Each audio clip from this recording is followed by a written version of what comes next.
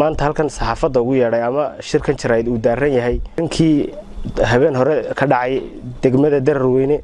ee gobolka Sanaag arrinka oo barasaabka Ceergaabo uu si qariban oo fool xun uga hadlay oo uu yiri ciidankii way yaaceen ciidankii muxuu ahaa waxay weerarayeen shicibkii arrintii ceelaf weyn baa la soo cusboonaysiinaya khasaare ma jiro waxaas oo dhawaan beeninaya sidaan horena ballan qaadnay shicibka iyo dadka aanu cadaaladooda ama xaqooda raadinayno inaan waxyeello kuma talagelin ciidanka iyagii hawlgalka galay waa baxeen degmada Dararweyne fadhiisinka ciidanku ku leeyahay bay qabteen way weerareen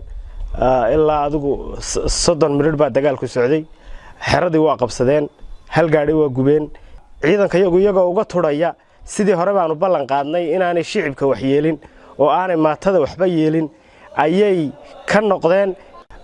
waxaan kaloo halkan uga faa'iideysanayaa fursadan dadka walaalaha ah ee isku dilaya gobolka Sool waxaan oran lahaa aqligiinu ha shaqeeyo dad walaalaaba tihiin waxba iskuma haysaan hal cadow baa leedihiin cadowgiinu waa cadaalad darrada ha idinku qoriga haysu qaadanina idinku wax wada yeesha isa saamaxa walaalahaada intii dhintay Allah ha u naxariisto inta bugta Allah caafiyo ha ka kiciyo halkaana arrinkaas iyuu dhaafin si weyn u fikra baan oran lahaa